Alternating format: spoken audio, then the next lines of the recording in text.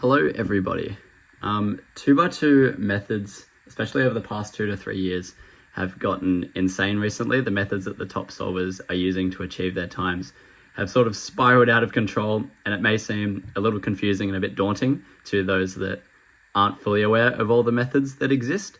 So today I'm hopefully going to break down all of these different sets that our top solvers are using and give you a bit of an idea as to what they look like and how they work, and just sort of reveal the truth, I guess. Before we start, it is worth noting that this isn't going to be a fully in-depth tutorial on these algorithms. It's more just going to be a showcase of all the different sets that exist and how solvers might use them in their actual solves. Now, to start off very simple, I'm going to quickly introduce layer permutations and layer shapes. Now, these two concepts seem simple, but basically make up every single algorithm you could think of that's currently used in 2x2. So to start off, we have our layer permutations. And what I mean by this is we have our completed face here, and we look at the side, the adjacent side of that face to see what sort of pattern we have. So for our first one here, you can see we have our first face, and this entire layer, the colors around it are completely solved. That is what we're going to call a CLL. And then for this next set, we have an adjacent swap of corners in our face. So you can see we have a singular bar here of completely solved pieces, but then these two here in the front are swapped. That is called an EG face, and in this case, an EG1 face. And then elaborating further on this second one, we have our final face case where we have no bars on the bottom, and we in fact have a diagonal swap of corners. Now this is called an EG2 face.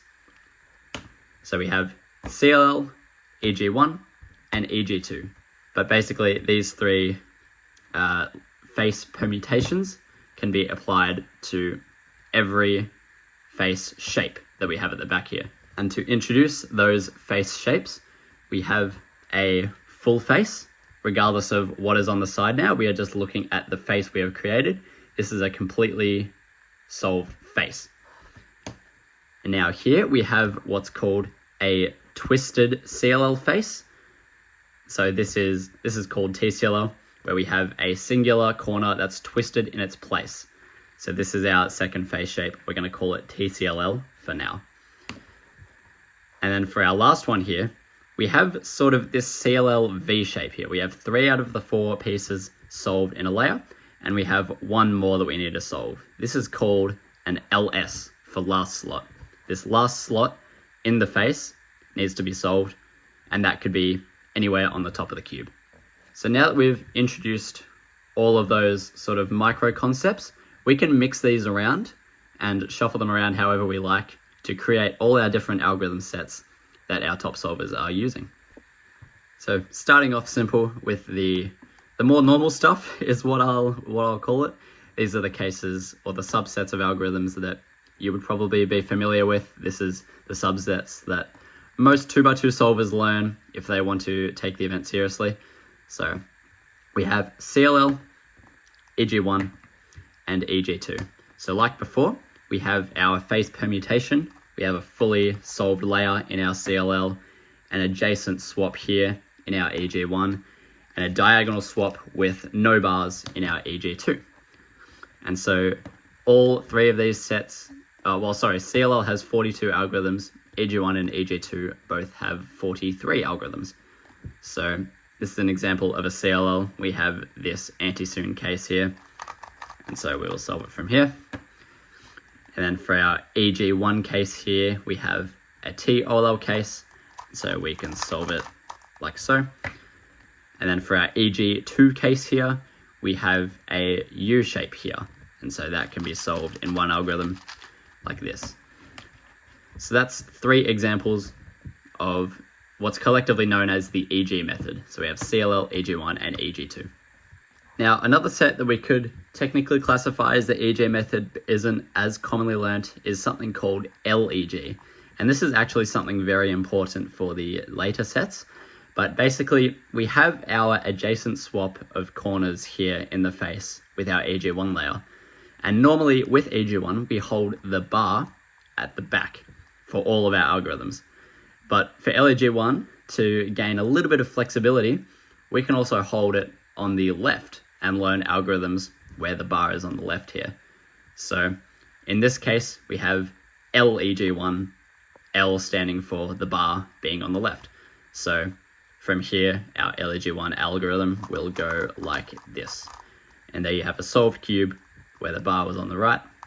And that's the kind of fourth set among the EG set of algorithms, but it's just a little bit different. It's not as common as the first three that I showed, but it's something else that people usually learn when looking to go beyond CLL, EG1, and EG2. Now, moving on from our EG cases, we are going to move into the TCLL cases. So here we've got our two subsets of TCLL, where we have 3/4 of a layer made, and then one corner is twisted in its place. Now, they both have a corner twisted in its place, but you can see they are twisted in different ways. Here we have the white on the front, but here we have the white facing towards the right. And so these can be categorized as TCLL plus for where it's facing towards us, and TCLL minus for where it's facing to the right, away from us, essentially. And so this is collectively, TCLL is 86 algorithms, but each subset of TCLL, TCLL plus, and TCLL minus each have 43 cases respectively. So here for this one, this is our TCLL plus. This can be solved with 2 sledgehammers. And then our TCLL minus here can be solved with 2 sexy moves like that. So that's TCLL plus and TCLL minus. All right, now we're going to move into TEG, which, as you can tell by the name, is the EG variant of TCLL. Now you can see I've got a lot of different sets here because there's a lot of different types of TEG. So stay with me here. This is one of the harder concepts to understand in top level 2x2. So yeah, we're gonna, as per TCLL, we're gonna have TCLL plus versions and TCLL minus versions.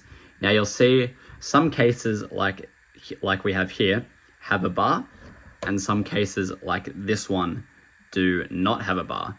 So these are all subsets of TEG, and how they are categorized, they are broken up into TEG1A, TEG1B, TEG1C, and TEG1D.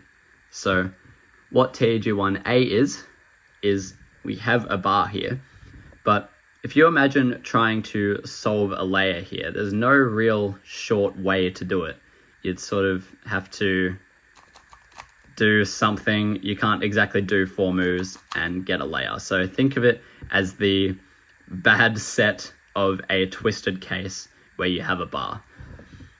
Now, contrary to that, if we go to C, you'll see C also has a bar, but you can actually make a layer in 4 moves like this. And so that's the distinguishing factor between TEGA and TEGC, is that for C, you can make a layer in 4 moves, and for A, you cannot. It's a bit harder to do so. So that's A and C. They are the ones with bars, and you can think of B and D as the diagonal versions of that. So if we go to B, you will see that you have your twist. There is no bar along the side, but if you imagine A, we had this twist here and a bar opposing it. For B plus at least, we have our twisted piece, and if we look at the opposite side of that, we have opposites this time. So instead of having a bar, we have opposites. And for B, if you think of it similarly to A, there's no real easy way to make an EG2 face in 4 moves. Whereas if we go to D, you can see that we have our twist, and if we look along the side, we find our opposites here. You can imagine this as the bar from C, but it's now opposite. So if you were to make a 4-move face, you would receive an EG2. And so that's the separation between B and D. B, you cannot necessarily make an EG2 layer in 4 moves, whereas D, you can. So that's might sound a little bit weird, and it's a tough concept to get at first, but once you understand it and once you get it ingrained in your head, it's a little easier to understand. So yeah, here we have TG1A, TG1B is essentially the diagonal version, TG1C is where we have a bar again, and TG1D is where we have essentially the diagonal version of C. And then we have in the front here our TEG1 plus cases, and in the back here we've got minus cases for all of them. So you can see here we have a TG1A minus, and you might think these look pretty much the same. It's like, how do you, if you put the bar in the same spot, they're both sort of twisted, how do you figure it out?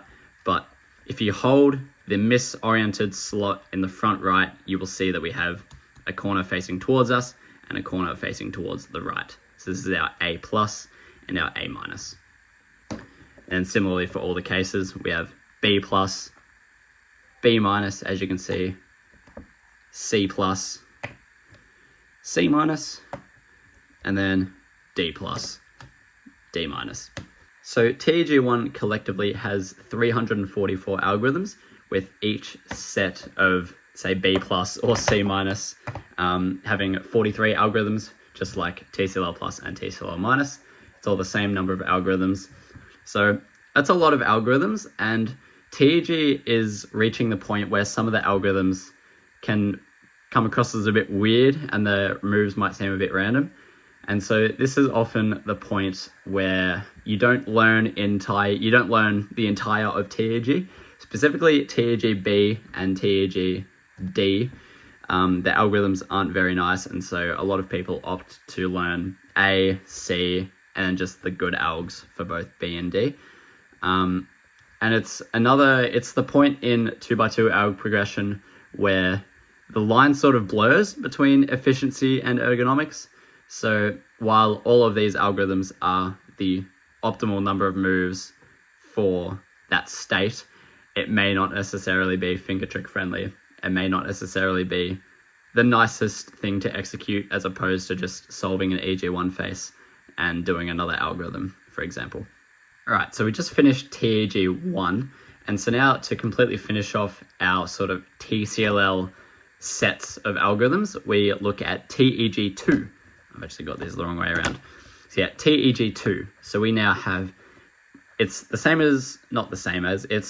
we have a twisted corner and an EG2 face where there's no bars and they're all opposite. So it can be easy to confuse TEG1, B, and D because they also didn't have any bars, but they had adjacent colors in their faces, whereas here we have all opposites instead. So we have TEG2 plus and TEG2 minus with this facing away from us. So this is a little easier to understand. There's only two sets because no matter which corner you twist, you're going to, no matter which corner you twist, you're going to get a TEG2 anyway. So here for our algorithms, we have this TEG2 plus. We can just solve it like that. And then for this TEG2 minus, we can do something like that. So yeah, collectively with TEG1 and these TEG2s, that makes up all of our twisty CLL-EG variants. All right, now we're going to move from the twisty CLL sets into the LS or last slot subsets. So these are the sets, like I mentioned at the start of the video, where you have 3/4 of a layer complete, and this last corner is any orientation somewhere in the top layer. So as you can imagine, this is a lot of algorithms. This is 486 algorithms to learn in completion, and we have 9 sets of them.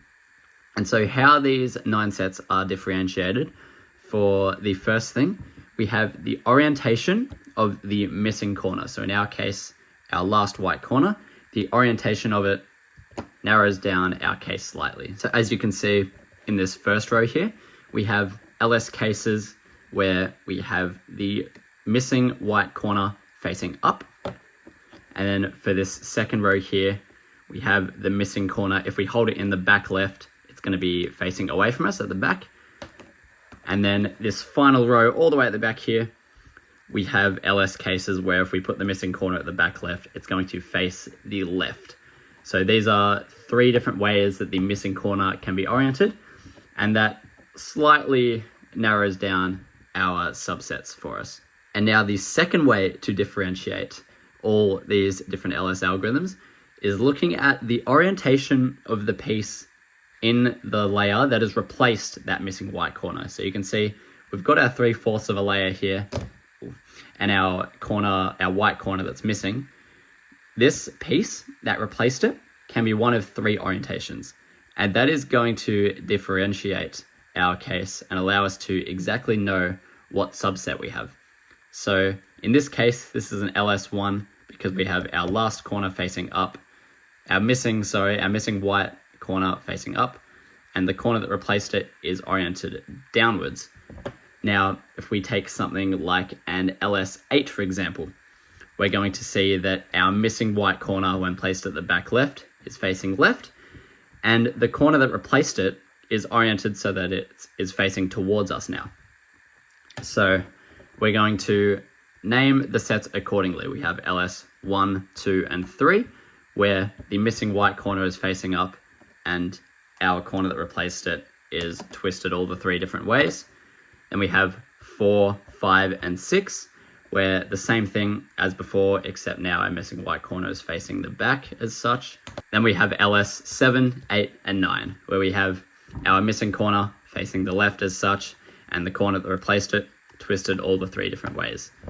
So it's a lot to remember, and it's a lot of information that differentiates these cases, but you can see for LS1, LS4, and LS7, they all have the corner that is in the bottom layer facing, like orienting down.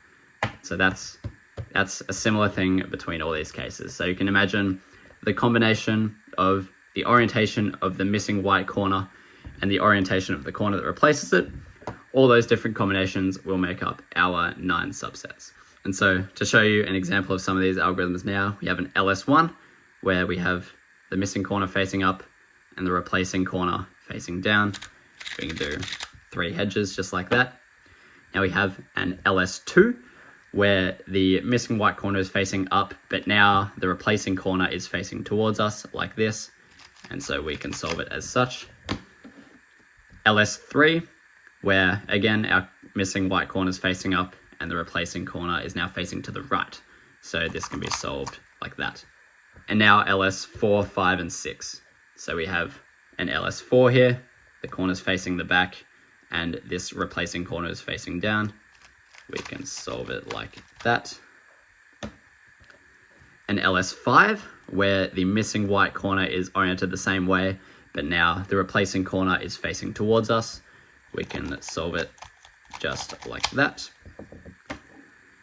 And LS6, where again, our missing white corner is oriented facing the back, but now our replacing corner is facing to the right. Imagine it like a TCLL minus if you want. And so we can solve it like this in one algorithm. And finally, our 7 through 9 cases, our last 3 sets of LS, we have this one here. This is our LS7. The missing white corner is facing the left and our replacement piece is facing down. So that can be solved just like that. We have our LS8, where the missing white corner is facing to the left again, but now we have the replacement corner facing towards us. This is just a simple insert, really nice. And finally, our LS9, where we have the white corner facing towards the left and our replacement piece now facing the right.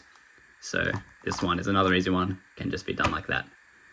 And so that is all of our 9 subsets of LS, or last slot, 486 algorithms. It is a lot. It's the subset that separates casual solvers from advanced solvers. So this is, if you want to take 2x2 really seriously and are interested in getting world class, LS is almost an essential method to know. So we just talked about LS, which you can imagine is the CLL variant of our last slot sets.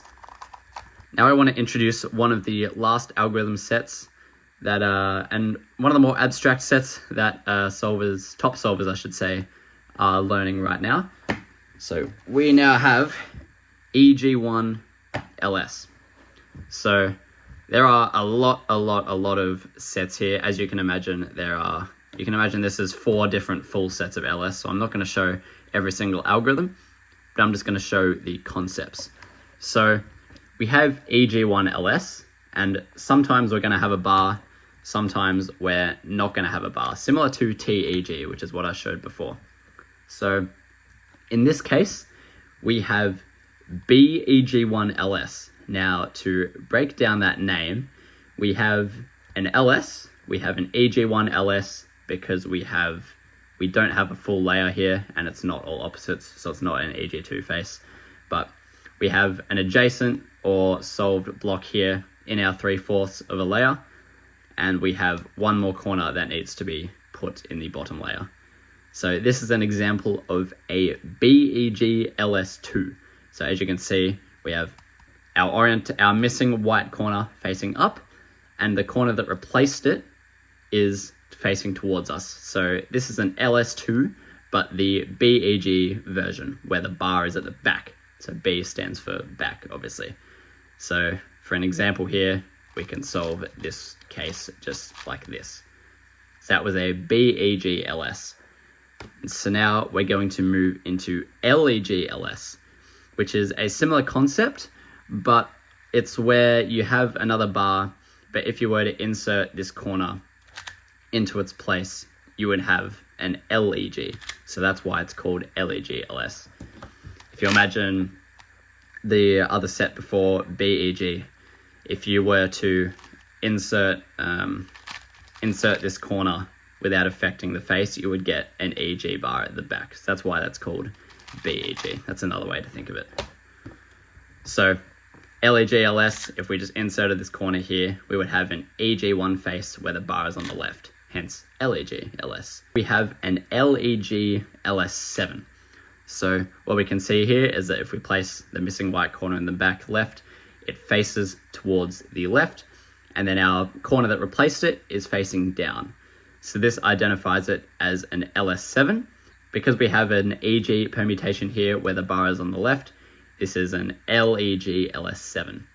And so this can be solved just like this. So that's an example of LEG-LS.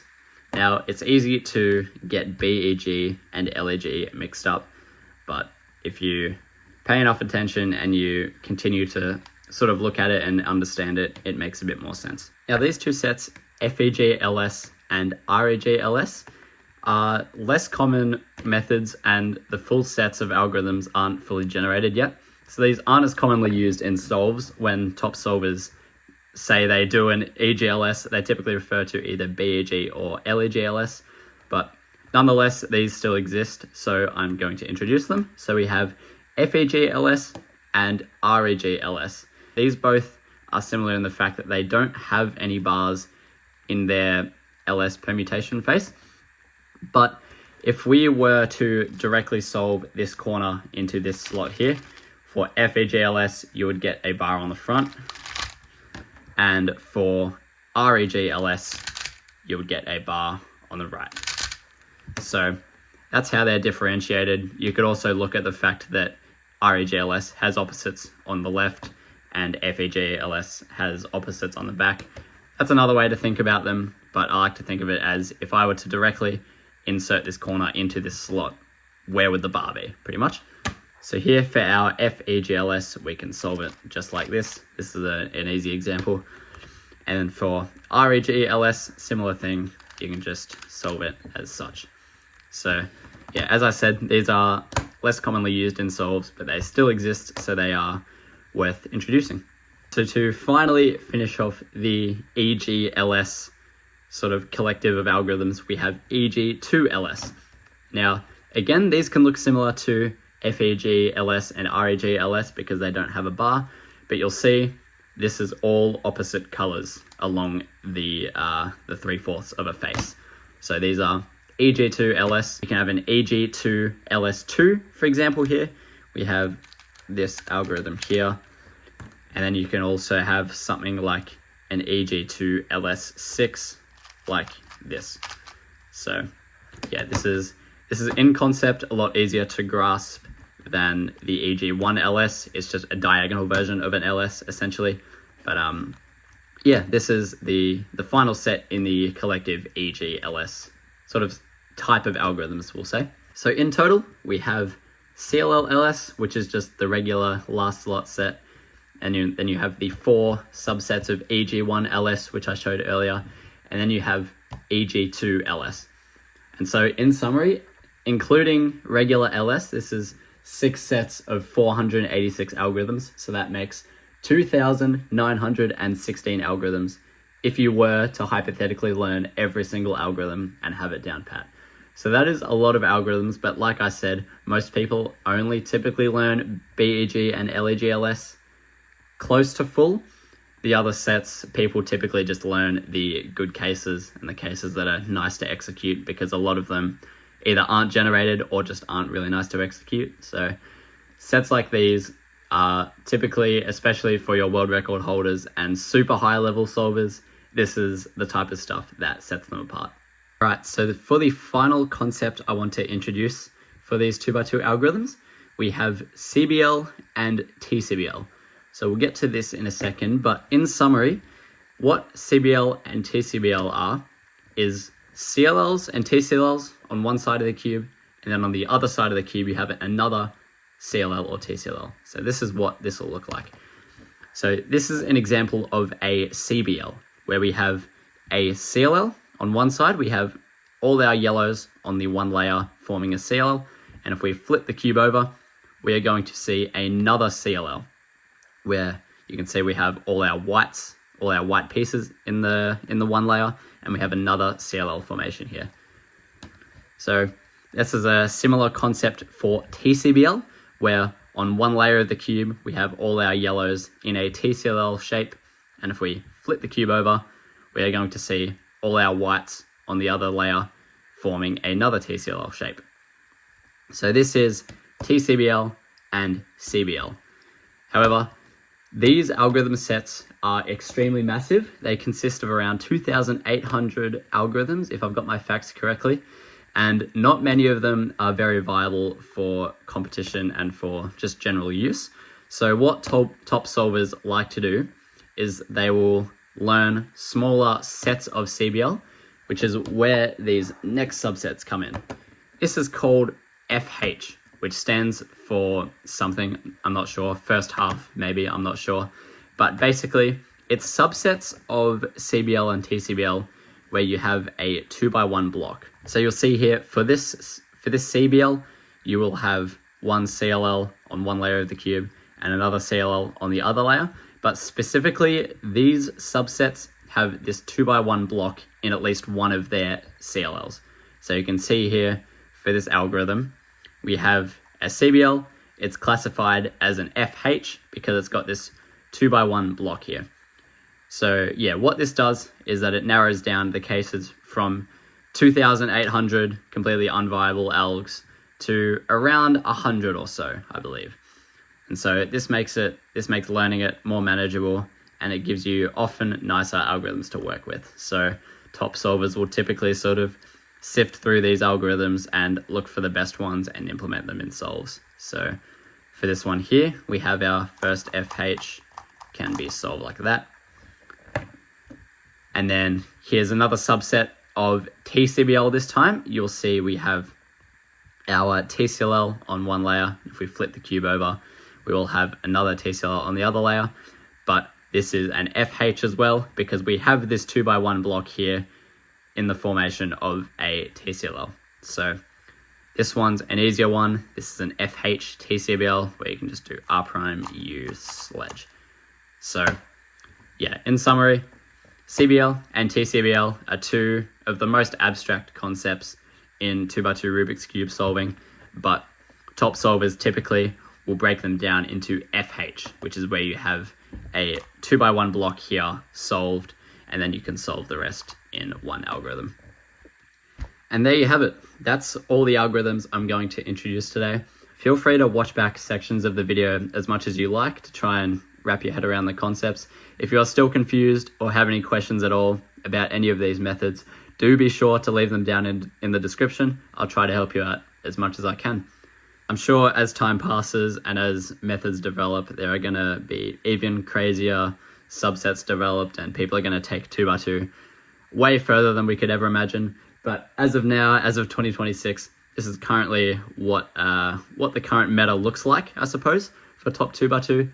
So I thank you all so very much for watching. If you made it all the way through the video, well done. It's a lot of information to take in, so yeah, so good job to you all. Thank you all for watching. Hopefully you learned something, and hopefully this helped your understanding and helped you understand how top 2x2 solvers in the current era operate, I guess. So that's it from me. Thank you all for watching. See you later.